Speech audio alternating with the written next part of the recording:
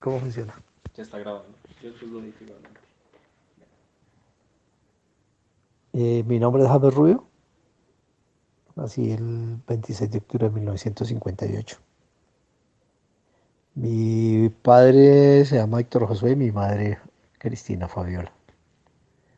Personas que provenían de diversos sitios del país, diferentes a Bogotá. Mi papá venía de Ibagué, venía huyendo con su familia de la violencia partidista. Mi madre venía de la zona del Río Negro, también huyendo de la violencia partidista en la cual su abuelo había perdido un gran territorio del cual era propietario. Ellos, ¿cuáles de sus enseñanzas, las más fundamentales? La crianza básicamente se realizó en valores, tanto para mí como para mis hermanos, en principios de trabajo, de lealtad, de honestidad y sobre todo de gran disciplina. En, Sí, sí se sabe que ellos no eran de los mejores, de la clase más alta. ¿Cómo pudieron garantizar que tuvieran así cierta calidad de educación? Partiendo del principio de que ellos consideraban que la educación era la única salida posible a los problemas que habían tenido que vivir por cuenta de su situación socioeconómica. Y siempre privilegiaron el pertenecer a colegios que tuvieran alguna categoría dentro de lo que era el país. ¿A qué se dedicaba su padre? Mi padre era empleado público y mi madre pues se dedicaba a labores de la casa en principio. Eh, Como trabajador público, ¿qué cargo ejercía? Hizo una carrera dentro del sector público, habiéndose iniciado como mensajero de la que era la Escuela Colombiana de Aeródromos, la empresa que construía los principales aeropuertos del país, especialmente durante la época del general Rojas Pinilla. A partir de ahí cimentó un prestigio que le permitió llegar a desempeñarse como secretario general de la Empresa Nacional de Aviación Civil Colombiana, también de iniciativa de la época de Rojas Pinilla, para para educar más bien pilotos nacionales y poder reemplazar a los pilotos extranjeros que eran los que había en la época. Posteriormente desempeñó varios cargos, también ya en empresas privadas de enseñanza de aviación. De los antecedentes familiares antes de su padre, ¿qué puede decir acerca de la proveniencia social? Pues en el tema de la raigambre socioeconómica, pues se podría decir que por el lado materno provenían de lo que podríamos llamar una unos terratenientes, que eran los Córdoba, que tenían con el abuelo Nicasio tenían un área muy grande en el Río Negro y habían tenido pues relativamente muy buenas comodidades. Su mamá había sido educada en los mejores colegios de Bogotá. Es decir, que desde ese punto de vista tenía unos paradigmas socioeconómicos claros. Por el lado de mi padre provenía de una familia que había emparentado con la familia de un presidente de la República. Y también a partir de eso tenía unos paradigmas que hacían que se esforzaran justamente en criar a sus hijos de manera tal que pudieran pertenecer a una clase social un poco más, digamos, una clase social mejor de la que ellos en ese momento por las condiciones del país podían permitirse. Bueno, retomando el tema de la educación, ¿qué puede decirnos acerca de su experiencia estudiantil durante el colegio y su transición hasta la universidad? ¿En qué colegio estudió? ¿En qué universidad? ¿Cómo llegó a la universidad? Estudié en el gimnasio militar FAC por las relaciones que tenía mi papá con el tema de la aviación y posteriormente estudié en el Colegio Mayor de San Bartolomé, colegio regido por la Sociedad de la Compañía de Jesús, y quienes sobraban con dineros del gobierno más aportes de las pensiones que pagábamos. De manera tal que la educación se basó básicamente en los principios ignacianos. En ese momento el país estaba teniendo algunos cambios que permitieron que pudiera acceder a la Universidad de los Andes a través de un préstamo que yo mismo debería pagar cuando terminara mi carrera. Con base en eso pude estudiar pues, en lo que hoy es una de las mejores universidades del país. Durante esta experiencia, ¿qué puede decir que, o en qué facilidades le otorgó la universidad en la que estudió? Facilidades, Hablando de en qué términos siente que la universidad le ha ayudado, le ha favorecido. bueno, en el tema de la universidad tengo claro que esta universidad desde su fundación por Mario Lacerna tuvo como la visión de que quienes estudiaran dentro de ella debían siempre estar muy atentos a los avances tecnológicos de fuera del país, razón por la cual la universidad ha logrado posicionarse, porque si bien educa en lo que está ocurriendo en el mundo actual, igualmente está proyectando la educación hacia lo que va a ocurrir una o dos décadas más adelante. Eso es lo que le permite crear emprendedores, generar gente que se puede posicionar fácilmente en el Estado o en la empresa privada, pero siempre mirando hacia los eventos futuros. ¿Y qué carrera estudió? Ingeniería civil, pero posteriormente estudié en la misma universidad una especialización en finanzas y todos los cursos de la maestría de economía, sin haberme titulado en la maestría. Y ya tras haber terminado la universidad empezó la parte laboral. Eh, ¿Cómo fue este transcurso? ¿En qué empresas trabajó? En qué áreas? ¿Qué cargos ejerció? Realmente se presentó una coyuntura muy especial, muy particular. En una de las materias to- que tuve la oportunidad de tomar, eh, hice unos temas sobre programación de computadores y sobre estructuras de información, sobre desarrollo de software.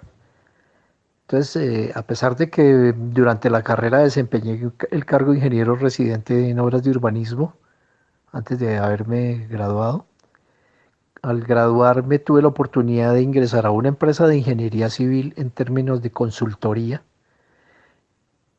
y se presentó igualmente la coyuntura de que allí desconocían el manejo de los computadores.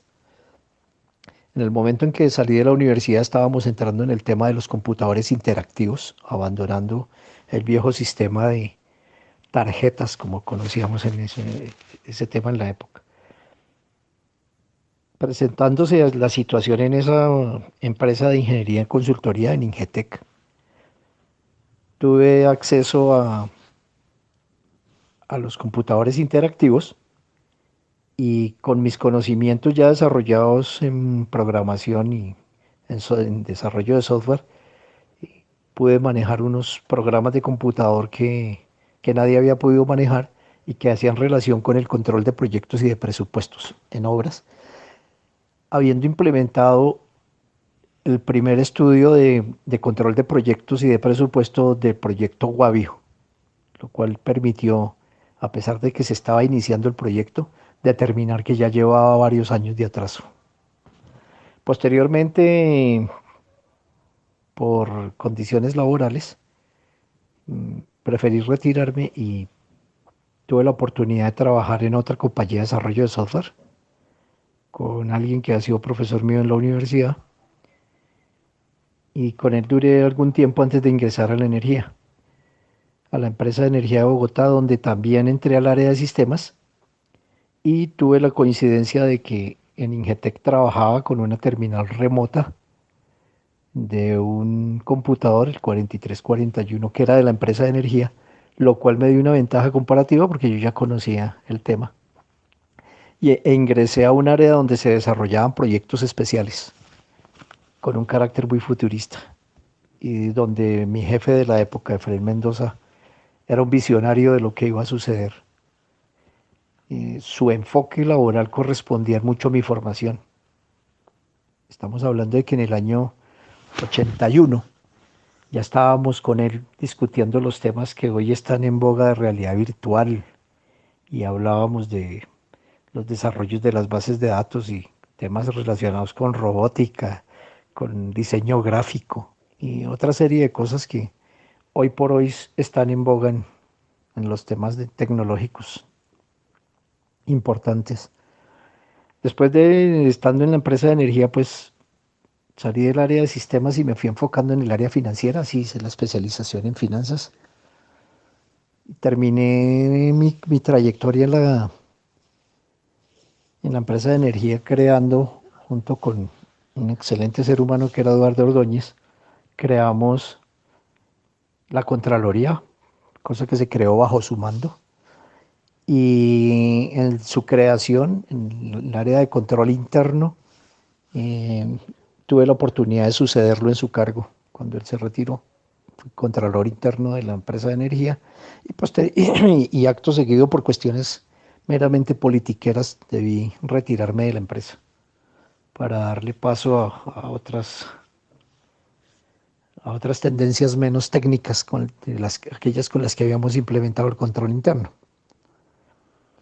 Con posterioridad a eso me desempeñé como consultor un tiempo y después trabajé en una empresa de estructuras metálicas, diseñando la estructura metálica, fabricación de puentes metálicos. En ella me desempeñé en la subgerencia administrativa y comercial, pero tuve la fortuna de tener un lapso de unos meses en los cuales desarrollamos uno de los grandes proyectos de ingeniería del momento en el país y me tocó hacer la dirección general de obra durante unos meses, lo cual me permitió pues recordar mis temas de ingeniería civil. Después de un tiempo en SAC, de aproximadamente 5 años, pasé al sector farmacéutico, donde fui director financiero de un grupo empresarial. Y finalmente, habiendo salido de ahí, no volví a tener ningún empleo. Y perfecto. Durante este tiempo de estar ejerciendo estos cargos, que son cargos que uno puede considerar como importantes, en alguna ocasión se ha enfrentado a problemas relacionados con enemistades, con corrupción, con... Sí, la corrupción en Colombia está enquistada totalmente, tanto en el sector público como en el sector privado. Efectivamente viví algunas situaciones en las cuales en el sector público, pues desde el punto de vista de control interno, eh, tuvimos la oportunidad de detectar y contener actos de corrupción cuando la empresa de energía todavía ejercía las funciones que hoy ejerce Codensa. Posteriormente, estando ya en la empresa privada, también se detectaron y se pudieron mejorar situaciones en las cuales había implícitas corrupción, malos manejos, que siempre están inherentes en las empresas. Y bajo enfrentarse a ese tipo de situaciones, ¿cuál fue su reacción? Pues con base en mi formación tanto técnica como Como moral, pues la actitud básica fue denunciar los hechos y trabajar en el tema y llegar a la conclusión que solo a través del mejoramiento de los procedimientos se puede tratar de parar un poco la corrupción, siempre y cuando los procedimientos se respeten. Perfecto.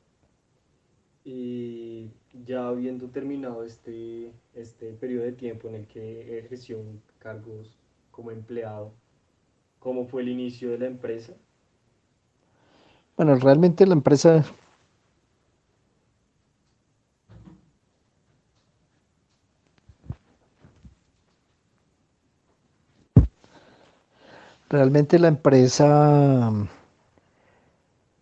fue creada en conjunto con mi papá eh,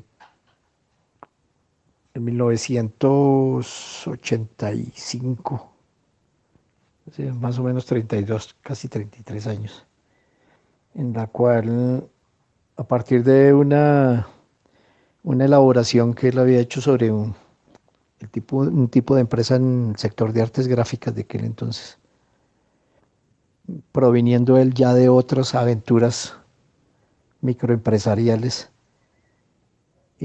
Yo hice un aporte de capital y él pues se consagró a la empresa mientras yo seguía trabajando en otras áreas más afines en ese momento a mi carrera, o sea, a ingeniería y a ingeniería de sistemas y otras cosas. De manera tal que dimos inicio a las operaciones de esa empresa mientras yo me desempeñaba como empleado público en la empresa de energía. ¿Y por qué escoger el sector de artes gráficas? En ese momento era competido, era explotable en el mercado. La creación de la empresa se da a partir de la percepción de que había mucha demanda de impresos en ese momento. Si bien no se tenía la experiencia en el tema específico, se tenía experiencia, y hablo de mi padre específicamente, en temas empresariales, en creación de empresas, en liquidación de empresas también. Eso forma parte de la experiencia. Y se vio una buena oportunidad con un cierto nivel de inversión, se podía generar una empresa que fuera sostenible en el tiempo. ¿Cuál es el nombre de la empresa? Impresores litográficos. Y la función principal de la empresa. Bueno, la empresa ha mutado porque con el paso del tiempo las circunstancias fueron cambiando, las que dieron origen a la creación de la empresa. Se agudizaron algunas dificultades. El impulso tecnológico fue arrasador, lo sigue siendo hoy por hoy, pero nos vimos obligados a redireccionar la empresa, cosa en la que pudimos colaborar tanto él como yo. Y hoy por hoy la empresa se dedica a la producción de materiales microcorrugados y empaques que se generan a partir de eso. El material microcorrugado, lo que normalmente la gente conoce como cartón, pero al tener diferente configuración de las flautas, bien puede ser cartón corrugado, cartón microcorrugado. Nuestra especialidad es microcorrugado, aunque también fabricamos corrugado y a partir de eso hacemos lo que la gente genéricamente conoce como cajas. Básicamente son empaques. Y si su padre era el que en un principio estaba en la gerencia de la empresa, ¿cómo llegó usted a sucederlo y cómo fue esta transición? Bueno, como yo era el aportante del capital de la empresa, pues tenía mi participación mayoritaria, por decirlo así. De manera tal que cuando terminé todas mis aventuras laborales y me dediqué un tiempo a la consultoría, que también fue parte de mi trabajo, e hice algunas incursiones en temas de política. Cuando terminé todas esas incursiones, mi papá ya se estaba pensionando en ese momento y prefirió retirarse de la empresa. razón por la cual hace 13 años la retomé yo y a pesar de que estaba viviendo una crisis profunda, pues logramos realizar algunas gestiones para su recuperación. ¿Cómo fue que cayeron en la crisis? La crisis se da precisamente por aspectos de índole tecnológica. Las inversiones que se requerían para actualizar la empresa, las inversiones eran bastante altas y la empresa no se había robustecido lo suficiente. Por consiguiente,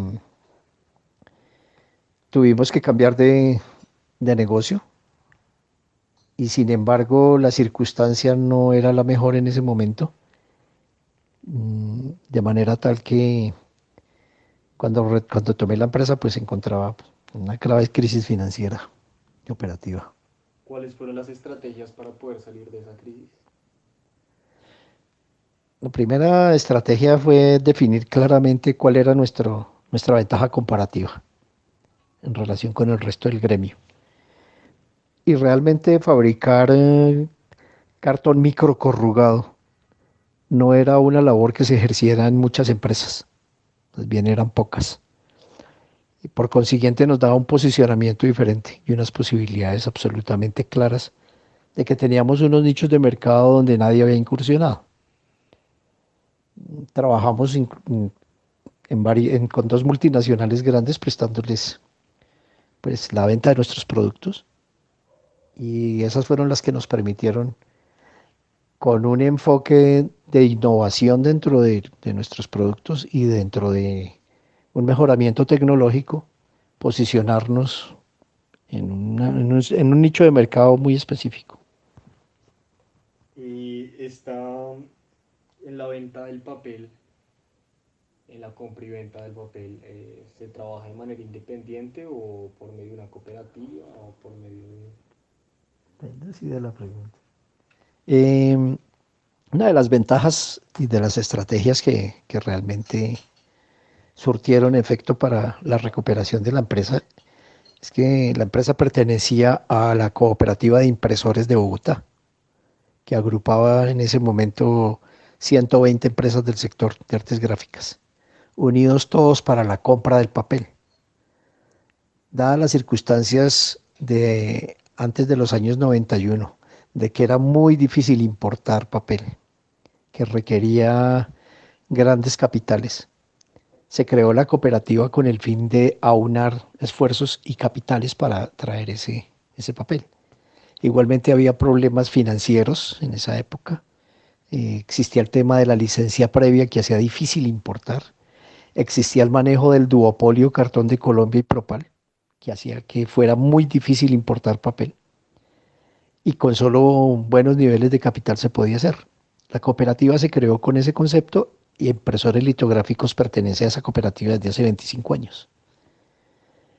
Con base en esa otra ventaja que tenía, rediseñamos hace 13 años la adquisición del papel. Se nos daban créditos de 90 días cuando en el mercado no se conseguían sino de 30 o 60. Y con esa provisión garantizada de papel, pues se pudieron cumplir con todas las producciones que nos exigían nuestros clientes.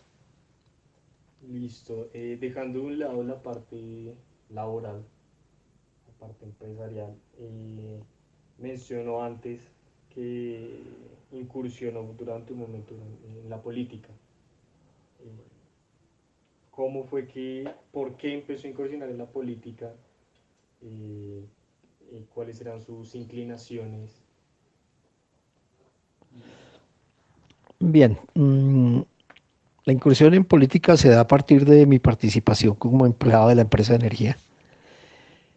Al ver que había una serie de acciones que se podían hacer desde la empresa pública y que podían mejorar los niveles de bienestar de la sociedad, específicamente de Bogotá.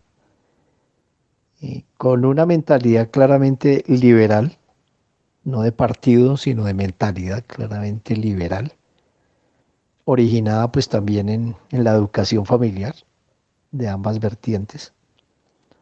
Y decidí pues que mi intervención podría ser mucho mejor si participaba en actividades. Y efectivamente la participación en actividades políticas nos permitió proponer ideas y proponer tesis en algunos medios que fueron bien acogidas y trabajadas, con la tristeza de que no fue siempre muy grato para nuestro esfuerzo electoral. Es decir, no tuvimos éxito a manera individual. Pero intentó ejercer un cargo público a partir de la política. Con algunos amigos que considerábamos que éramos opción, pues nos presentamos en alguna oportunidad para el Consejo de Bogotá y después para la Cámara de Representantes. ¿Y con qué partido se presentó a la Cámara de Representantes? A la Cámara nos presentamos con el Partido Liberal, en la época en que el director era Horacio Serpa. ¿Nunca le preocupó el hecho de que el Partido Liberal tuviera escándalos de corrupción? Pues realmente no había ningún partido en Colombia, desafortunadamente, a partir del manejo de- del concepto del Frente Nacional, que limitaba la participación a dos partidos. Era muy difícil pertenecer a cualquier otro, el Partido Conservador o el Partido Liberal. La tercera opción que no tenía opción real de poder era el Partido Comunista. Por consiguiente, dentro del Partido Liberal pues había tendencias clarísimas y en las cuales había tendencias que se acercaban más a la corrupción, más que otros que se alejaban de esa corrupción. Afortunadamente, pues pertenecimos a las que estaban un poquito más lejos. Y obviamente la corrupción nos preocupa a todos. La corrupción es tal vez uno de los efectos más nefastos que nos dejó el Frente Nacional y a su vez se convirtió en una de las causas más grandes de la pobreza del país. Y mientras estaba incursionando en el ámbito político, dejó de lado la empresa. Realmente estaba más dedicado a otras labores. Estaba dedicado a la labor de, pues, primero cuando me desempeñé como empleado de la empresa de energía y posteriormente pues estaba en el desarrollo de mis labores de consultoría o de empleado en otras áreas. Entonces, la empresa como tal, que había sido una solución familiar para una coyuntura económica, pues la seguía de cerca, pero sin intervenir directamente en su desarrollo. Bueno, sabiendo que hubo una crisis a un nivel interno de la empresa, y por otro lado no hubo alguna crisis relacionada con el entorno, es decir, provisiones, ciclos económicos, eh, ciclos del sector. En realidad no, realmente se presentó una crisis más de la gestión misma de la empresa, ocasionada por justamente unos niveles de corrupción dentro de la empresa privada que hicieron que algunos de nuestros clientes cambiaran cambiaran sus proveedores, pero se estaban cambiando sin que eso lo podamos demostrar, obviamente, porque había unas tendencias internas dentro de las empresas que querían favorecer a otro tipo de proveedores y en las cuales pues los funcionarios de esas empresas o los empleados de esas empresas recibían algunas gabelas que nosotros no accedimos a dar. ¿Qué es lo que convierte a Imprelit en una empresa competitiva? Pienso que es tener claridad de eso mismo que critico que le falta a nuestro país y es una visión clara y unas políticas también claras, todas basadas en unos principios formales. Si bien todo esto se convierte en la teoría de la planeación estratégica, es muy importante que más allá de la planeación estratégica exista la voluntad de las personas al interior de la empresa para lograr que esa planeación se dé. Así no esté formulada explícitamente. Todas las empresas requieren tener esa visión de hacia dónde van y tener una claridad interna de con qué recursos cuentan y qué recursos deben reforzar para dar el producto igualmente debe considerarse eh, prioritario frente a sus clientes. ¿Considera usted que sus principios éticos se han manifestado notablemente en, en su vida laboral? Digamos, sería más preciso hablar en mi fase de la vida empresarial, que es donde realmente uno tiene mayores decisiones con respecto a sus acciones. Y en el tema empresarial hemos actuado con total transparencia, no participamos de temas de corrupción, no nos prestamos para lo que ocurre en otras partes, que es la compra de los jefes de compras de las empresas. Y procuramos mantenernos alejados de todos esos temas que enturbian los negocios. ¿Imprelita ha sido la única empresa que ha fundado? Bueno, en realidad,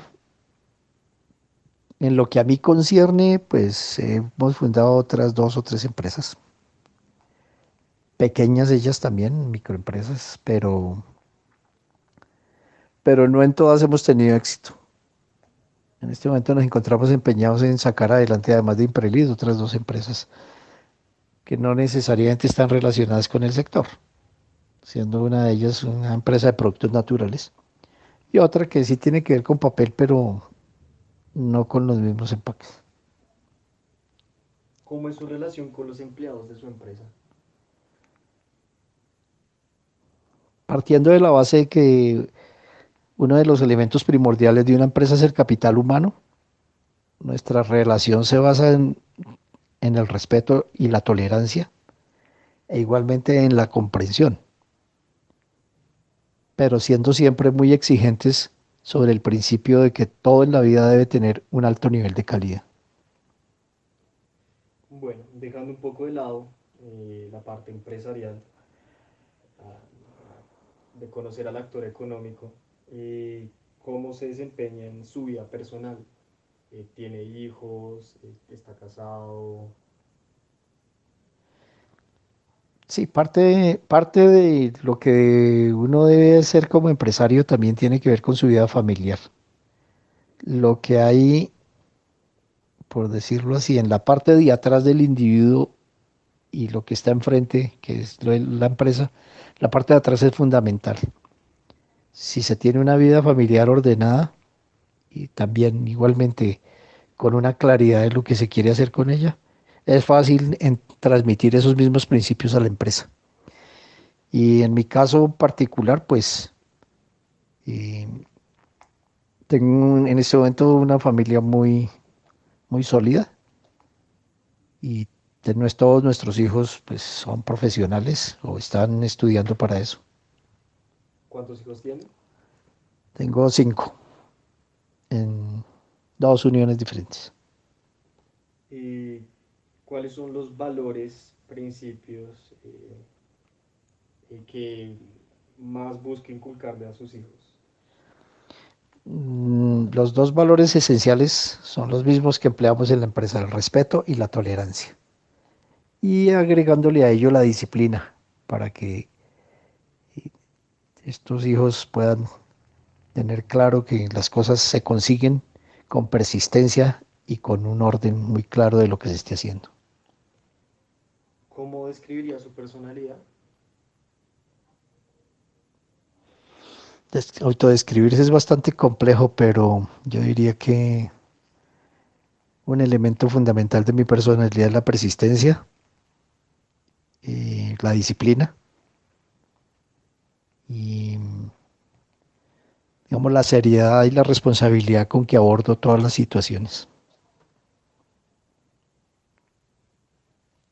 Y en su vida independiente a lo laboral, en su vida cuando no está ejerciendo un cargo como padre de familia o como empresario, ¿qué le gusta hacer en ese tiempo libre?